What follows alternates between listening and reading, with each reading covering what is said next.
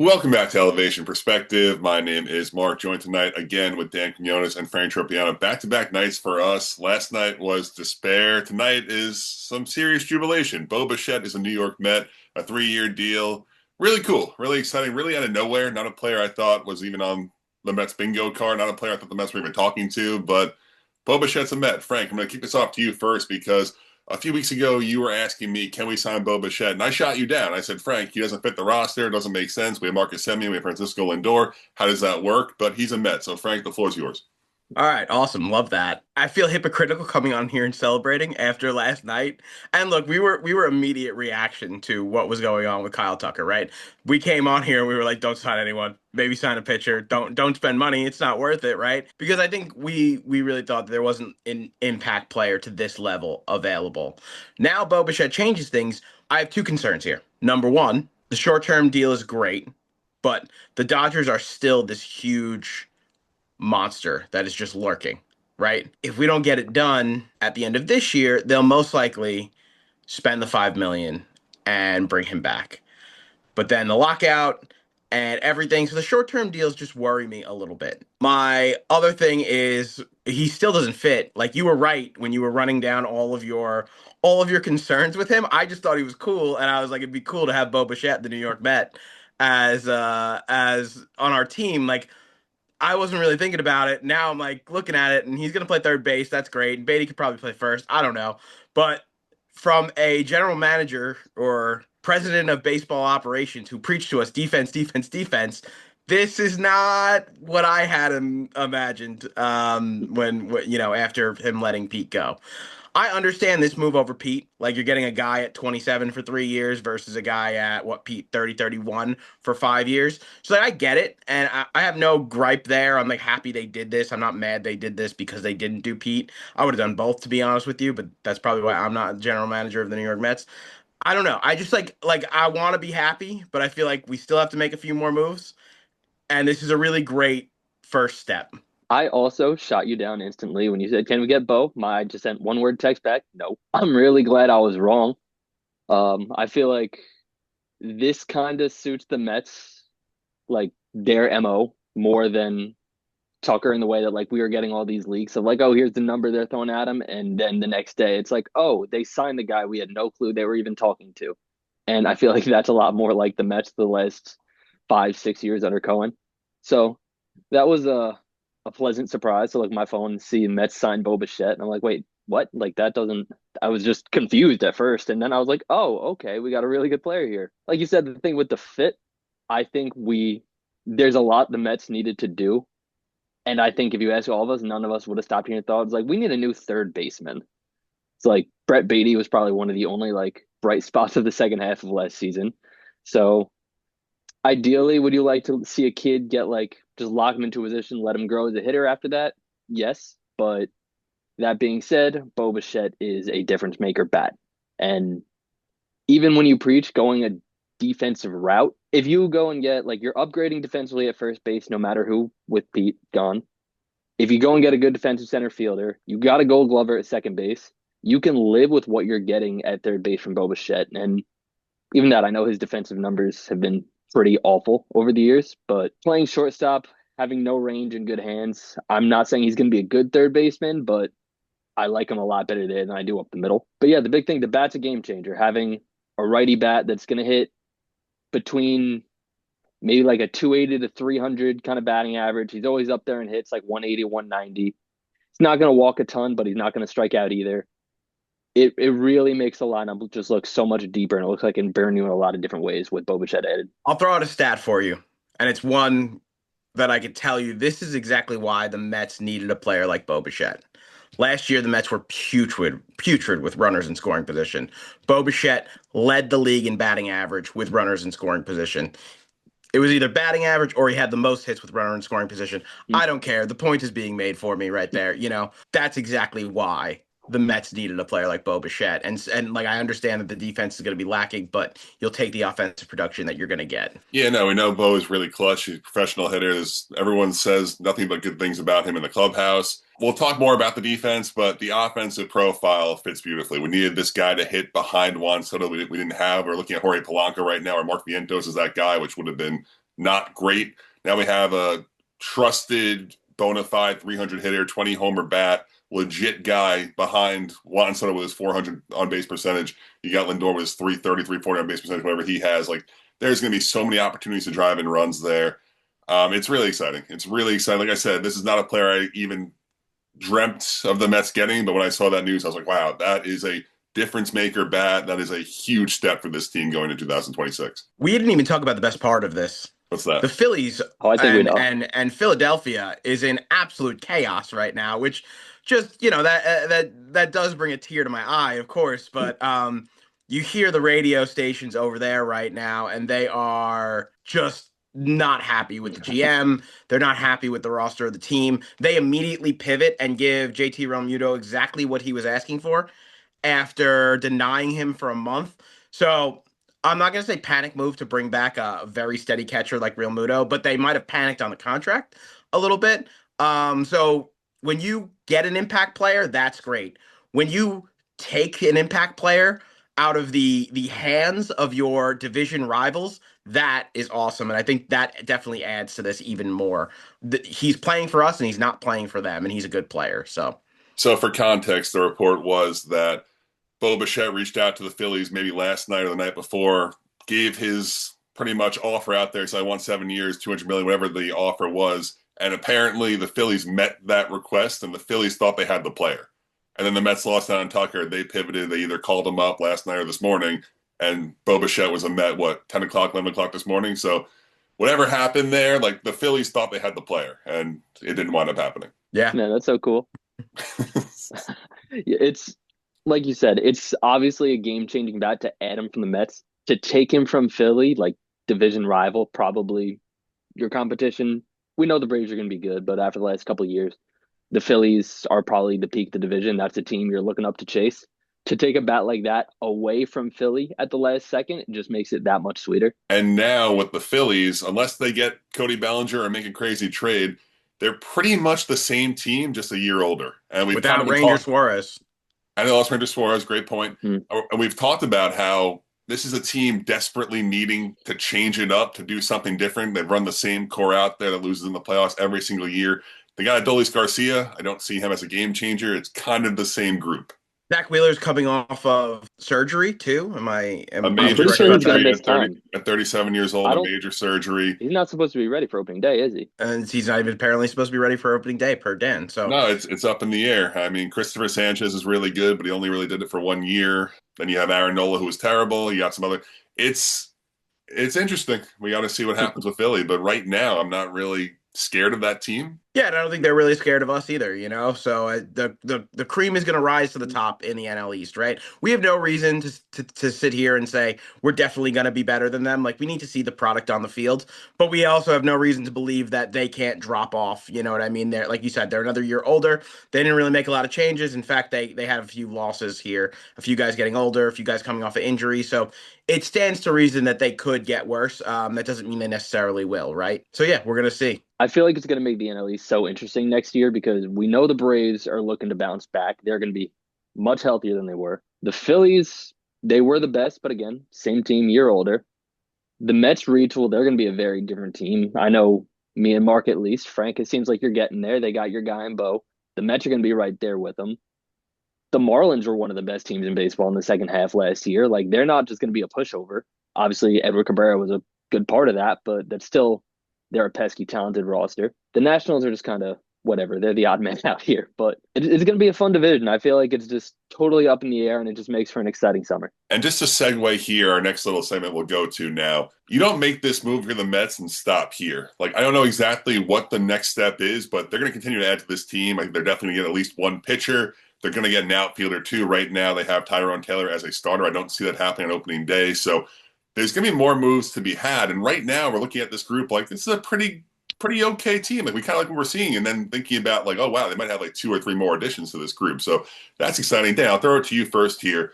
What do you want to see the Mets do next? What do you think happens next here? What do you want to see happen? So, I mean, you hit the nail on the head. Starting pitching, outfield. I'd like to see them at this point. If they're willing to spend the money, it feels like a Framber Valdez kind of deal, like someone that you can get just for money. Could be something that we see next. Obviously, we know they're watching the trade market first. We'll see what happens with like Freddie Peralta if the off chance that school becomes available. But my gut is telling me they're willing to spend money, and Framber feels like a very realistic next move. To me, it feels like the Mets have a trade to make here now. Somebody's got to be the odd man out, right? So we're putting Bichette in at third. You have a DH spot and you have a first base spot, and we assume that Polanco and Beatty are going to fill those roles, which makes Vientos the very odd man out here. The Mets have a trade to make. I don't know if Vientos is going to help them secure a piece right now, like a guy that's going to be impactful now. But either way, they have to make that. Like they have. I don't think it's a good idea to go into the season with the way it's already shaping up to have Beatty and Vientos on the team together. It hasn't worked for years. They flip-flopped the position how many times? Like just commit to one of the guys and let the other one go. And if it's Beatty, if Beatty's getting you offers for that pitcher and you feel confident in Vientos, then it's Beatty. I would prefer to keep Beatty of the two, but whatever is going to put you in the best position to win, that's what you got to do, you know. And I think one of those guys do really have to go. I really don't want them to go in with the two of them again, because then someone's going to get off to a hot start. That person's going to take the job. They're eventually going to cold. The other person's going to take the job. They got to just commit to somebody. I think Vientos is totally pushed off this roster with this move. And I've talked about it before. Previously, I think the last episode prior to the Tucker video, we talked about it, and I said, I'm okay with Vientos if we get a Tucker or a Bellinger, whatever it might be. We need some guys to really shore it up because we're not sure what Vientos is. But with this move now, we know Polanco's going to need time at DH. We know Bo's going to need time at DH. We have some other guy, Juan Soto's going to need some time at DH. So we have all these guys that are going to probably like share the DH position, and Vientos is a DH, and he's a guy who's unproven. I think there is still trade value there. I'm not sure if it's tremendously high, but if you can move him for a Luis Robert, if you can move him for a good outfielder that you trust, I think that's a pretty easy yes. Yeah, I think it's safe to say whichever one of them. It's hard to really put them both on the team, even though with all the reports are saying that Beatty is kind of like a super utility role now. I'm not sure how much they like directly compete with each other anymore. We know they're going to move guys around. DH spot is probably going to jump around, but again, with that being said, Vientos is probably not looking as many as at bats. I would rather keep Beatty of the two, but at the same time, you go and see what can get you what. You kind of have to compare deal by deal and see where the value is before making a decision, rather than just saying like this guy stays, this guy goes, and let's go see what we can get. I don't think either of them have really put themselves in a position where you have to keep them, you know? Yeah, it's just tough too because we saw Beatty, like you touched on earlier, like really take off in that second half. We saw him play really well at both third and second base defensively. I never thought Brett Beatty could play second base. I'm sure he's going to be working out extensively at first base now. I'm sure that's part of the plan in spring training. We'll have to see how he adapts there. He's played some left field in the minor leagues before, so I feel like he offers you so much versatility when Vientos offers you literally zero versatility. And maybe they want to do some kind of shortstop platoon thing with Vientos, but at that point, what is he, 26 years old? Like, I don't think we keep him around to bat against lefties. Like, I just don't think that makes a lot of sense. Yeah, if that's the situation, his value is probably best as a trade chip. I think it's either you find a way to get him 400 at bats, or you just go on the market and say, what can we get? There were reports today as well that the Mets are apparently still in on Cody Bellinger, which I'm a lot more interested in now that we have Bo Bichette. Prior, I was kind of like, I don't really think Cody's a good idea. He's not like the big bat we need here to protect Juan Soto. Now that we have Bo in the fold, I'm a lot more open to the idea of him being our fourth best hitter. Could you offer Cody a bigger money short-term deal like you've been offering the rest of these guys, you know? It's dangerous. It's really dangerous to offer Cody Bellinger 4 years, $180 million, right? Like that. I'm trying to like put it to where he would be. I don't think he makes 50 million a year. I don't think he probably even makes. No, if you're going to do the short-term deal, it'd probably have to be somewhere around 40, 45, right? Can you do the same thing with Cody Bellinger? Because I think we all do that in a heartbeat. You know what I mean? So that's the part that is tricky because I think that the player Cody Bellinger fits this roster so well. We've talked about it ad nauseum now with the outfield, with the first base, great defense, good base runner. But we're also seeing these reports that he's turning down a 5-year offer worth 30 per with the Yankees, where I don't want the Mets to beat that offer. Like, that's not an offer where I'm like, oh, Mets will go 6 years and 35. Like, I don't want that for Cody Bellinger. And maybe you're right, Frank. Maybe they do offer like 50 a year for 3 years, but also that's not the type of player Cody Bellinger is. Like, He's not, but this is how they've chosen to build the team now. You know what I mean? Like at a certain point, if you're gonna go all in, it would be feels dumb to not make another major move in the lineup. We know they need pitching. Like, I'm not even going to pretend like they're not going to either trade for a pitcher or sign a pitcher. They need to do that. Like, they have no other options. They need a steady pitcher at the top of this rotation. So if they don't do that, I'm going to sit here in April when the season starts, or the end of March when the season starts, and we're all going to be wondering what the heck happened that they didn't acquire another pitcher. Like, that needs to happen. What now I feel needs to happen, but maybe other people don't, is they need to acquire another bat, right? Be solid in every spot in the lineup because that's what killed you. They had 4 automatic outs at the back end of at the lineup last year. They need to be solid in those positions. Cody Bellinger's the easiest way. It's, something you guys always say. They don't have to give up anything to get him, right? You don't have to give up. It's just money. So go out and get Cody Bellinger. It's the easiest way. But if not, then they better go and at least trade for some type of outfield help. They need to bring somebody in. I think we can all agree that he fits really well. But Mark, like you touched on it, with the contracts that he's turning down from the Yankees, reportedly, do you really want them to beat that? I know, like, it's just money and Steve Cohen doesn't really have to worry about that. But with the amount of years that, like, if he's turning down 5 years for 30 million, like, how much money will he need on a short-term deal to get him to be like, yeah, I'll take this? I mean, you even said it, like a 3 year, 50 mil a year. He's not really that kind of guy. And I like Bellinger a lot. He does so many things well. I'm not sure if he's that kind of player. I think if you're going to just throw a big short-term deal, I think I would prefer that be, like I said before, Framberg's the route. It's like, just give him what he needs on a short-term deal. Go and look at the trade market. I mentioned it. We were talking about Tucker. Like in this case, a Luis Robert, who obviously it's a little more risky, but he has 1 year left. He's not going to cost you a ton. When he doesn't hit, he still meshes lefties.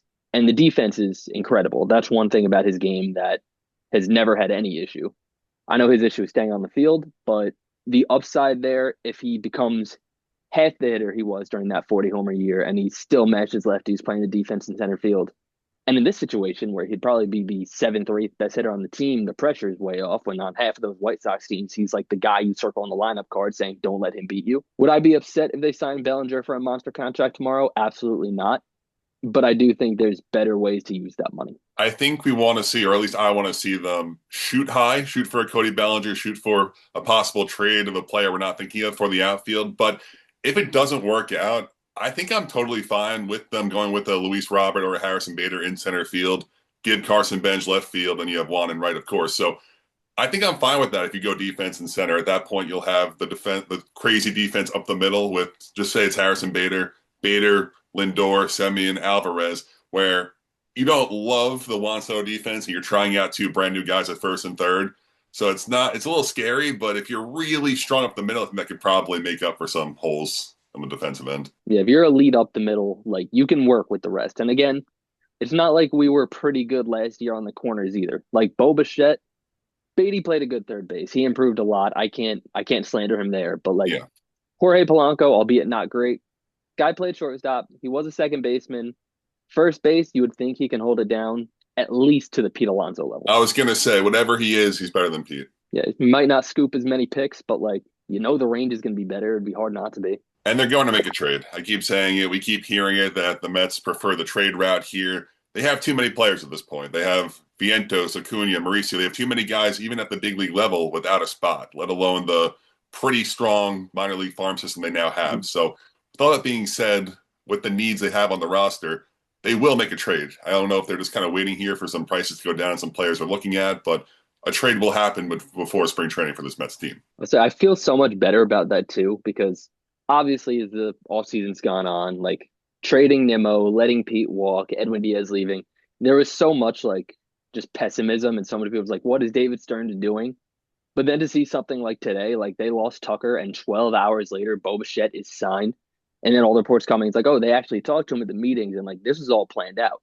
So as disappointing as the offseason has been up until today, it's really encouraging to see that even if it doesn't go how we wanted, there is clearly a plan there and they know what they want to do. They know the plan B. You know that it might not be as quick as we wanted. Obviously, it took till January before there was a move that really excited the fan base, but you know that there's actually a plan there that they're going to follow through. And you're just optimistic that they're going to put something together by opening day. And like I said, you don't make this move and stop. Like they're going to keep going now. Hopefully. I'm hoping. Truthfully, I just like I've been saying, right? Players got to agree to your deals, Mhm. and teams got to agree to your trades, right? So, and we can use Kyle Tucker and Edwin Diaz as our perfect examples of exactly what I'm talking about here, right? Like, eventually someone will, I believe that, and you can't just do this Bo Bichette move and give him this ton of money for such a short term and then leave the team in the state that it is now. They're a good team. They have no chance at a World Series right now. They need a little bit more help. Like we said, pitching, they need a little bit more help in the lineup. I believe, at least. I know you guys don't believe the same. You believe as strongly as that, but if they get Cody Bellinger, they actually have a better lineup next year than they do this year. I'm sorry. They have a better lineup headed into 26 this better than season. 25. Exactly. Thank you, I Dan. got you. I don't think there's even a debate. They won't be as powerful, probably, but I think they'll be better in every other, statistic. Yeah, it's a team. They're not going to just beat you with homers, which is kind of what last year's team was kind of built to do, but it'll be just such a pesky lineup because there's so many guys that they hit for average, they put the ball in play, they can bear down and get the clutch, like base hit was under the scoring position. Like we mentioned a little bit earlier how Bo Bichette was, I think he hit like 391 with runners in scoring position last year. We know he's great at that. Polanco is great at that too. Semyon actually had really good numbers in clutch situations, though his year was kind of not great. But I mean, it's a different type of team. There's no way we're gonna go. What was it like 0-70 when losing after eight or It was something I don't like even that? like impossible. I don't even Yeah. like to hear you say it because you say there's no way, and then we stick the other foot in our mouths. So I I think will say with 100% confidence, they will not do worse in ninth inning comebacks this year. all right. And I really like the construction of the lineup too. Just look at it here. You have the two switch hitters now with Polanco joining Lindor. You have this big righty we needed in Bo Bichette joining the fold now. And you look at it, it's like there is good balance here, lefty righty with the switch hitters. We have good power, we have good speed, we have good contact.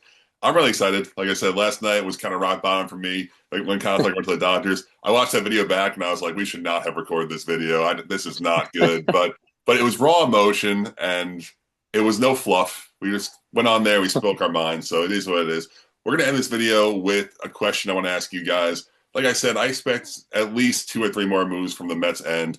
Frank, I'll throw it to you first. I think I know your answer. Are the Mets a playoff team today? No, the Mets are not a playoff team right now. They need to get way better in the rotation, and by way better, I mean like they need to add one or two guys.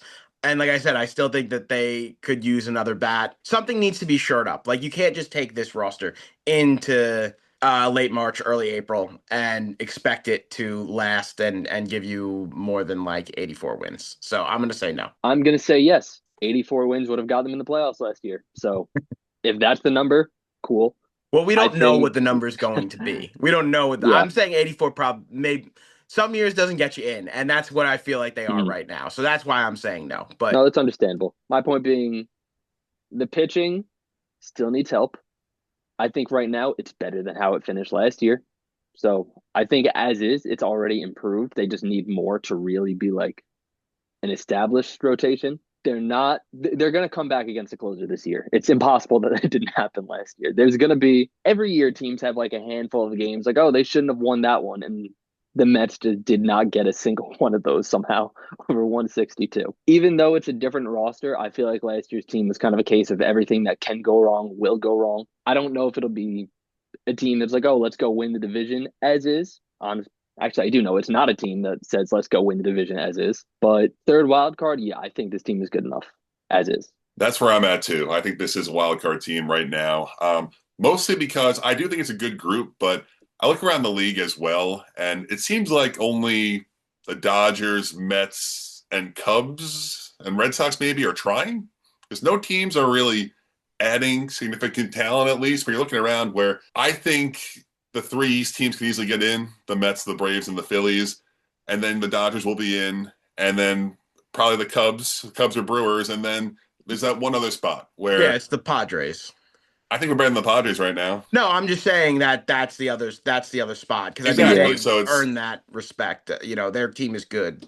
so that team is the Padres, the Diamondbacks, the Reds, the Brewers. Like those, and the Brewers won 97 games last year. We shouldn't dismiss the Brewers by any means. But Yeah, I'm just Yeah. saying, like, I don't see any of these teams who are doing literally nothing this offseason as a significant threat. While the Mets, some people don't like the moves, are making significant changes to their roster that just won 83 games. So I think right now they're a wild card team. I think we're going to feel like we're a possible NL East division winning team when the offseason is concluded. Unfortunately, there's no world where we feel like we're a World Series team, but we'll talk about that as we get closer to the season. Today's a good day. Well, We're not doing Dodgers we're not doing today. it today. All right, we did that last night. We're not doing Dodgers. Anything else for us today, boys? Let's go Mets. Let's go Mets. That was a lot more Yeah, positive. how do I than top yesterday. that? Yeah. Let's Let's go go Mets. Mets. All right. Thank you so much for watching.